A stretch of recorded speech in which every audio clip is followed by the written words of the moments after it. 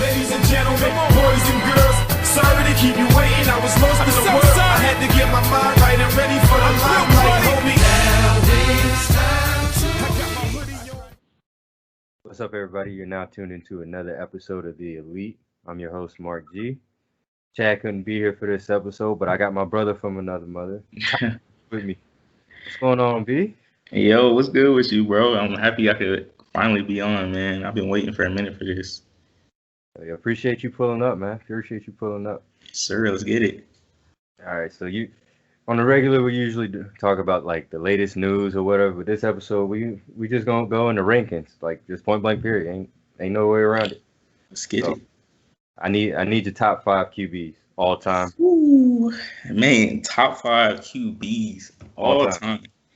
Hey, let's get this. You know, I've been thinking about this for a minute, but number 5, I'm gonna have to go with my guy Brett Favre. He a gunslinger, bro. Oh. He a gunslinger. Like, you look at his career, man, and he gonna throw picks, but he gonna get them touchdowns too.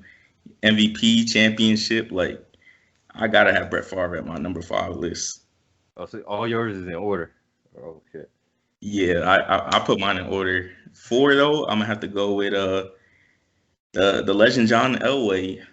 Denver, you know, he lost a few chips, but he got 2 of them, MVP as well. Like, that man, he a legend in Denver too. So I gotta give his props. And number 3, Peyton Manning. We all know Peyton Manning's career, Colts.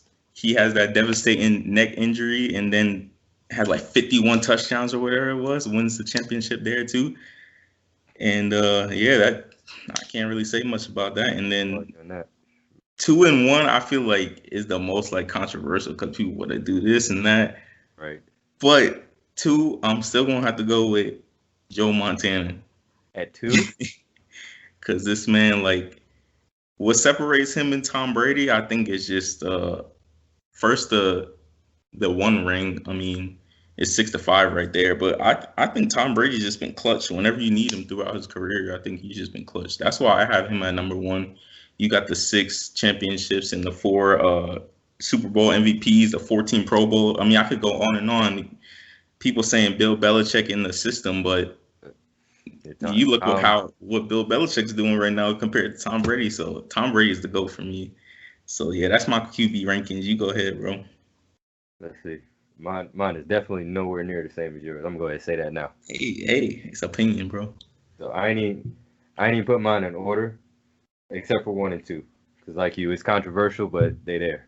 You already know who they are. So 1, I got Joe Montana, and then of course 2, Brady. Those are always interchangeable. The only reason I got Joe Montana over Brady right now is because Joe Montana went undefeated in the Super Bowl. He ain't lose. When he got to the game, it was a wrap, pretty much. Yeah, that's true. That's a very good point. It was a wrap for Joe Montana. He got there, it was over. Hell yeah. Ready for this? 3, I got Drew Brees. Ooh. He got some records. He do got some records, I'll tell you that. Drew Brees got it. I'm a Brees fanatic. I ain't even a Saints fan, but if Brees is not a first ballot Hall of Famer when he retire, well, he better be. We rioting if not. Everybody on the voting council needs to be drug tested immediately. Like, ain't no way he's not a first ballot Hall of Famer. Brees at 3, okay. What you got to round out your list though? Say again? I said, what you got to round out your list though? 4 Dan Marino, 5 Peyton. Interesting. Yeah, I feel like you have some disagreements there, Sir Ty. I mean, you said it's just because you said you didn't have no rankings. Now, if you would have ranked them 4 and 5, I would have been like, why you got Dan Marino ahead of Peyton? Because Dan didn't win though. He had the numbers, but he can never win. Peyton got you 2 chips and MVPs, so I would have him higher. But since you wasn't ranking them, then no, I don't have. Even if I was ranking them, wouldn't you say Dan Marino is higher? Just for the simple fact that when you needed him, he did show up. Like, not in the playoffs, though. I don't know. I don't know about that. In the regular season, sure. Yeah, he showed up. Yeah, but Peyton also had that stigma on him too, as far as like him not showing up in the playoffs and couldn't get past Brady, this, that, and the third. He did have that. But at the end of the day, he still got you 2 chips to Dan Marino's 0. So, you know, quarterbacks are always judged on how many rings they got. That's true. That's true. That's the only reason I would have Peyton above Dan. So, That's a good QB list. I like that. Say again. I said that's a good QB list. I like that. Oh yeah, most definitely. Now, since you said rings count since we were referring to quarterbacks and everything, and you said Brady's got 6 compared to Montana's 4, like, shouldn't you hold the weight of those 3 losses, especially the 2 against the Giants? The 2 against the Giants, you definitely should hold heavily against Brady, because if you're gonna have this argument for the greatest of all time, everything's gonna be accounted and it's gonna be weighed properly, right? Facts. Yeah, that's true. But yeah, those Giants losses. Those probably is the big hitter on Brady's career, because it's the one season, was it 2007 when he was undefeated? They should have won that. That was ridiculous. You got to win. I don't know how you let Eli Manning win that one, but of all people, Eli Manning.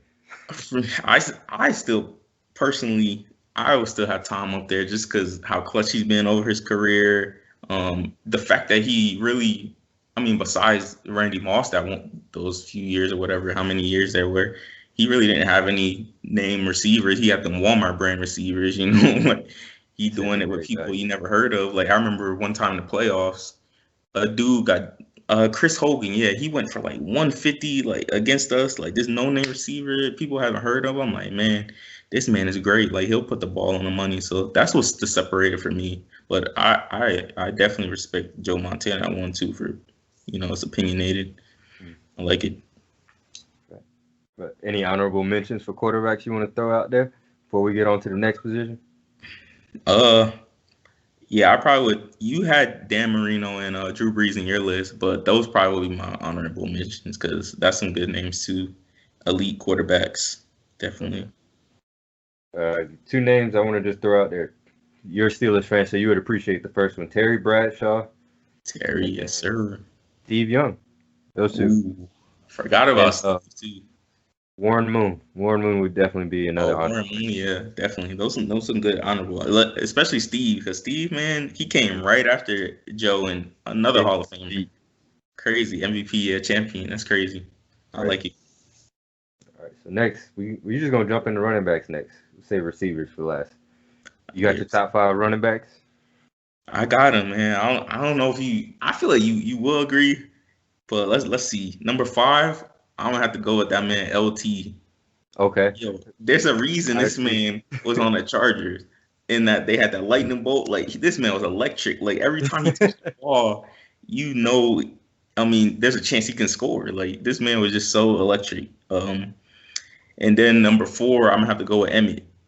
I hate talking good about Cowboys, but this man Emmett, he a champion MVP as well, and he just runs with so much purpose every time. He's fighting for every carry, so I always respected when I looked at highlights. And number 3, what we got? Number 3, Walter Payton. Yo, you watch any documentary, anything on him, like everybody's always talking about how good of a man he was. They got that award, the Walter Payton, the Man of the Year. So gotta have him in your top 5. Number 2 is probably my favorite, and that's Barry Sanders. Whoa. Sheesh, this man. Barry Sanders is different. Yeah, you talk about graceful, like the way this man ran the ball is crazy. And he had a great year. Only played like 10 years. I wish he would have played longer because he definitely would have maybe been number 1. And number 1 is definitely Jim Brown. He's the second best Cleveland athlete ever, behind LeBron James, of course. But this man goated, and it's the same thing with Walter Payton. You talk to anybody about Jim Brown, and they'll tell you some good things. So, yeah, that's my top 5. I think that's a pretty good top 5 running back list, Yo, no lie, like that's pretty much my list. Facts. I have. Go ahead with yours. In this exact order, I got Barry Sanders 1, Jim Brown 2, Walter 3, Smith 4, LT 5. Damn. Yeah, that's tough right there. I feel like that's just like it should be a consensus top 5 with that. Like maybe you can throw in like my honorable mention probably would be like Marshall Faulk, because that show on turf they had in St. Louis was crazy. Was ridiculous. Yeah. But besides that, those are definitely the top 5 running backs for me. Oh yeah, without question. Like like you said, those should be your top 5 running backs, no matter who you are, in my opinion. Yeah. The only reason I got Barry Sanders number 1 is because most of his career he was running the ball like with no O line. You've seen the tape. Yeah, that's a good point. He was basically out there by himself after he got the ball. Exactly.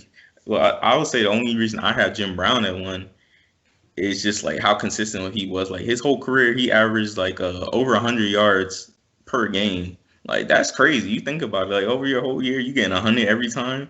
Like it's a guaranteed hundo. Exactly, it's a guaranteed 100. So that's why I have it. But Barry is a close second. So I like it. I definitely agree. One of my honorable mentions is Earl Campbell. Like you can't forget Earl Campbell. Bulldozer. You really can't. That man's a legend. Legendary. Hey, people who listening to this, if you don't know who Earl Campbell is, go look up some tape, yo. That's all we're gonna say. The tape will explain itself. The tape will. It will. Another one. Even though he's still playing in the league right now, I think AP should be an honorable mention. Ooh, yes.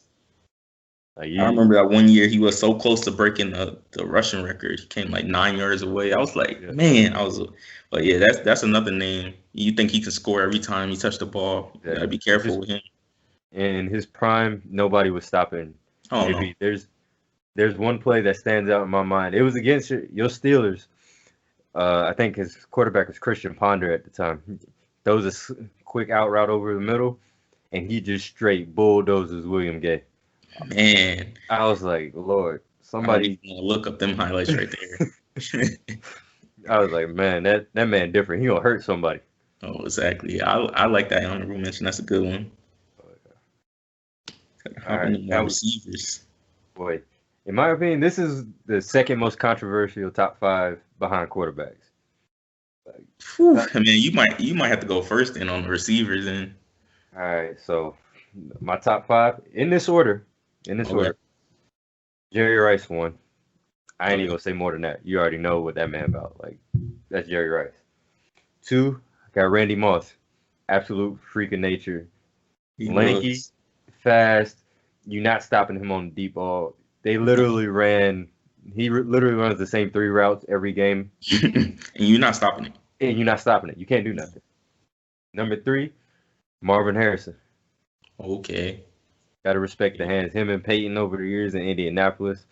He was quiet, and he got the job done, and he was a guaranteed catch. Oh, yeah. Anytime he was in his radius. 4, another one of your Steelers made my list. Lynn Swann. Ooh. Yes, sir. I got him number 4. Swann. I can't remember which Super Bowl it was. There was a Super Bowl against the Cowboys that I seen highlights of. Mm-hmm. And the catches, it was a falling catch. He got pass interference all day. But back in the day, that wasn't really pass interference. That's like a high five. Exactly. Falling down makes the catch. It was insane. Hey, his catch rating of 99, definitely. Oh yeah. Number 5, Megatron. Ooh, man. 6'5", 240. Linebacker playing receiver. That's a cheat code, bro. A whole cheat code. Like, in my opinion, we're never the closest thing we're gonna get to Megatron right now is DK Metcalf, and he's not even to that level in there yet. But that's the closest. You're right, because he was such a unreal specimen, man. That's crazy. How you get covered by the corners and the safety over top, and you still come down with the ball? Because he's not human, man. He is not human. I'm just so mad he was in Detroit. Like, they was wasting his prime years. Can't get him no chip. Like, if he had not that Matthew Stafford is bad, but if he just had a better team around him, man, it makes some noise. I think he definitely should have traded off that team a lot sooner, and he would have probably ended up playing longer too. Yeah, exactly. Yeah, they tore this man up. Damn. Wasted his prime. Yeah, my list is different from yours. It is. Number 5, though, I do have Megatron at number 5. We already talked about the reasons, but I got him. And number 4, I got Larry Legend. I can't even argue with that. Man, he's just like consistent. Like, this man been playing for 17, 18 years, whatever it is. I mean, he's declining athleticism and stuff, but he's just he's still at the sticks when you need the first down. He right there, just been consistent and reliable. Number 3, got the controversial, infamous Terrell Owens. Oh This wow. man, I feel like he should have been a first ballot Hall of Famer. They was playing with my man, and I don't know why. Cause look at the tape. This man was like, you want someone to play hurt. You want the passion of the game. That's T.O. when he was in Dallas, Yeah. when he was in Philadelphia, like, and when he was in San Francisco. Like, he gonna play hard, and he gonna. I don't know if they ever said the story was true, but I remember that like in the Super Bowl they're saying he had like a bad ankle or something, and he still had like 9 catches for a buck 22. Like, Was it the Super so Bowl against the Pats? Yeah, that's the only Super Bowl he's yeah, at. the one against the Pats, yeah, I think it was like a if I remember correctly, it was like a broken leg. yeah, But something you like are that. right. 9 for 122. Like what, bro? Yeah, And T.O. he is was hurt. definitely my top 5. And Oh, this where we disagree right here on the 1-2, because I got Jerry Rice at 2. Like, okay, hey, hear me out, hear me out. oh Lord. Hold on. If you want stats, bro, this is how my head right. If you want stats, yeah, go with Jerry because he has all the stats. Like, yes, but Randy Moss is the best receiver I've ever seen, man. The talent wise, bro, like this man said he wouldn't even stretch before games. Like, if he actually had like the work ethic of like LeBron James or Kobe or Michael Jordan, he would have definitely had way better numbers than I wouldn't say way better, but closer numbers to Jerry Rice. But talent wise, I don't even think it's close with him and Jerry. I think Randy Moss was definitely the better talent. That's why I have Randy at number 1. So yeah, stats wise though, I agree. He's definitely the GOAT with stats. But talent, man, give me Randy. Whoa, I don't. I mean, I can't even. I didn't see that coming. I didn't see Terrell Owens being on your list either. He Like got that. to, got to. I can't say I would put T.O. top 5. He's an honorable mention. He's definitely my honorable mention. I can't see T.O. in the top 5. As far as Randy over Jerry, from your perspective, I do understand where you're coming from, but I disagree. Even with talent-wise, Jerry Rice coming out of college, like nobody thought much of this man. He just showed up and worked and became the greatest receiver of all time. Randy Moss is good for a deep threats. Deep threats. He's big, tall, lanky receiver, athletic as hell. But you're not gonna send him across the middle as like you could Jerry Rice. You know what I'm saying? Yeah. He didn't have the frame on him like Jerry and Calvin and them boys. It's just the talent difference with me. So we just gonna have to agree to disagree on that one. Big fact. I ain't okay. You got any honorable mentions? Larry Legend was one of mine too. I'm gonna shout out that man Chris Carter. He Ohio State guy, and his days in Minnesota was good. So I would have him. I probably would have him maybe not 9 or 10, but still I want to shout him out because he was still a great receiver for a good time. Very reliable, good hands. I like it. Definitely. Yeah, I got Steve Largent, Larry Legend, like you said. Chris Carter was also on that list. With receivers, because there's so many in the league and that have played in the league. Yeah, there is so many. Like it's kind of hard to name all of the great ones. Yeah, there's some coming up too when Julio and AB retire too. You're gonna have some conversation about them too. Well, since we're on the subject of best receivers, just quick news. Like I don't know if you saw what happened what was said after the Green Bay game last night. Devontae Adams said that he was the best receiver in the league. Do you agree? I would respectfully disagree. I would still give the best receiver title to Julio or probably DeAndre Hopkins. Man, that man a monster. No matter, because you look at, besides D-Watt, before D-Watt, like no matter what quarterback he has, he performs, man. Like this man is crazy. And Julio, you know what Julio can do. So I don't think I would give it to Devontae yet. No, not yet. There's plenty. I agree with you. I thought he was just in the moment. That's why I didn't pay too much attention to it. He did have a big game, but it was against the San Francisco team. Yeah, they banged up team. Like, come on, man. That's incredible. Like, I would easily put Julio and Michael Thomas over him off rip. Then you got people like D-Hop And people keep forgetting about Keenan Allen out there in LA. Like he just fell off the planet or something. Oh yeah, and they got that rookie now. He a gunslinger too. So I would keep an eye out for Keenan Allen. Definitely. All right, Ty. So I know you've been listening. Every now and then we put people on the spot. Okay. So now I'm about to put you on the spot. And you a basketball head like myself. I need your all-time starting five. Whew. All-time starting five off the dome, cuz. Off the dome, bro. Whew. Man, okay. Man, a point guard. Just go ahead and give me Steph. I'm a big Steph fan. Like, I mean, not just because he's from the North Carolina parts, but give me Steph. Like, 2-time MVP, 3-time champion, the best shooter in the history of the game. Yeah, go ahead and give me Steph. Shooting guard, of course. Wait, are we doing this by position or just the best five? You're just your starting five. No, it don't matter the position. Just your starting five lineup. Give me MJ. No, Give me MJ too. I mean, all I have to do is say his name. I don't even have to say his accolades and stuff. Everybody know that. That's Michael Jordan right there. Right. Of course, give me Bron. You gotta get Bron in there. See, power forward is the most difficult one for me. But give me Timmy. Give me big the fundamental, man. Like this man, he's just gonna be solid in defense. He's gonna play some defense too. And then at center, if you don't have Shaq in your top 10, like you said, you need to be drug tested or something. Shaq is a top 10 player, the most dominant player ever in the history of the game. Right. I think that's my five right there. All time, like this is with everybody that's ever played in their prime. That's your starting five. Everybody that's ever played, give me those five right there. Wow, you bold. You bold for picking Steph. I am. Wait, who do you have though? I'm curious. Let's see. I got Magic Johnson. Ooh. Jordan.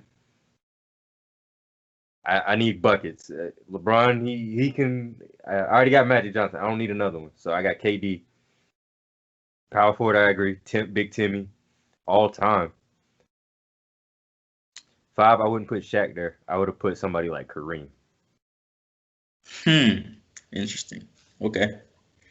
Yeah, that's interesting. They gonna kill you for not putting Bron in there, man. Just like they gonna kill me for not putting Magic in mine. If anybody's listening, Bron is number 2 on the list of all-time NBA players, but he don't crack my starting five. Like when I need a bucket, I'm calling KD instantly. That's breaking news right there, man. That's breaking news. That's a hot take. It is, man. But I like it. We got some all-time lists in here today in this episode. I like it. Oh yeah. Yeah, there's gonna be plenty of people that disagree though. Oh hell yeah, most definitely. But all of this is opinionated, with different eras and stuff. It's really hard, but it's some good stuff though. Oh, always. No, this essentially just gonna be the ranking episode. This is what we're gonna do. So, going into this next NBA season, I need to know your top 3 teams that could take down the Lakers. Top 3 teams, okay. Before we get out of here. So, my number 1 team that could potentially take down the Lakers. And this is as of today, people gonna make moves down the line, and obviously that will change. But I'm gonna say, I'm actually gonna go with the Celtics. I think with Jaylen Brown and Jason Tatum getting better, Kemba, hopefully next playoffs he won't play as bad, and we add some bench pieces. And I think we can make a finals run next year, so they would definitely be my number 1 team. 2, I'm gonna have the Warriors. They're gonna be back. Oh yeah, people sleep. They think KD left. Like, are they gonna fall off? No, Steph and Clay, and I think they'll get Andrew Wiggins on track if they don't trade him. They're gonna be back and they're gonna make some noise. So that definitely would be my number 2 team. And number 3, I want to stay away from Miami. And for the moment, I want to stay away from Brooklyn too, because I don't know how their chemistry is going to be with Kyrie and KD. So I want to stay away from them. I don't even know if they can make the finals right now. So I'm going to have to go with the Nuggets. The rise of Jamal Murray, and that is key. And Michael Porter Jr., he has to play defense a little better. But Stay That healthy too. team, yeah, that team when healthy, it's gonna be pretty scary. You know, they took them to 5 games, but if they get better and stuff, they definitely give the Lakers a run for their money. So those are my 3 teams right there. I agree with you on the Celtics. Easily, Jaylen Brown is coming up. Jason Tatum, Kemba Walker play better. Yeah, he has to. He has One to. thing, well, two things I will say. One, I think your Celtics pick is a little biased. Two, two, I think they need a solid big man down low. Yeah. Y'all need a solid big man down low. If y'all get that, y'all in the game. In my opinion, y'all in there for sure. Number two, I would say Denver, just because of what we've seen this past postseason. Like Jamal Murray showing up, Jokic doing his thing, a point center, and it's crazy how effective he is as a point center too. Yeah, the Clippers sending all these crazy. They were sending these lazy double teams. He's just passing like easy pass, easy pass. Like you can't do that with Jokic. No, you cannot disrespect Denver like that. They stay healthy, they gonna be a problem in the next few years. I agree. Number three, I really want to say Golden State. I really want to say Golden State. I want to, because like you said, Steph, Clay, that shooting backcourt, it's just different. They get, especially if Clay get hot. Forget Steph. If Clay gets hot, it's really over at that point. It's a wrap. 37 and a quarter. It's 60, man, in 20 something minutes. In 12 dribbles. Exactly, crazy, ridiculous. My third team, I want to say Milwaukee. If they can get Giannis somebody else that's better than Chris Middleton because he's not cutting it, then Milwaukee will definitely be in the finals next year. Yeah, they have to change that team. This is the second year they disappointed in the playoffs. They got to change it up a little bit. Mm-hmm. Or Giannis going to be out of there. It's already talks about him going to Miami. Yeah, I don't even know if he's going to sign that extension. It's to be seen, I guess. Right. We'll just have to wait till this next offseason and see what's up. Yes, sir. Oh, shit. Well, I think that's it for this episode, man. I appreciate you pulling up. Oh, you know what it is, man. Hopefully the viewers enjoy my rankings, and it's been great talking to you, man. Always, brother. Always. Thanks for tuning in to the Elite. I'm Mark G. That's my brother Ty Moore. Yes, sir. You can follow us on Instagram at the Elite Pod. You can find us on Facebook at the Elite Sports Podcast. Like, subscribe, comment. Tell us what your top 5 is. See y'all next episode.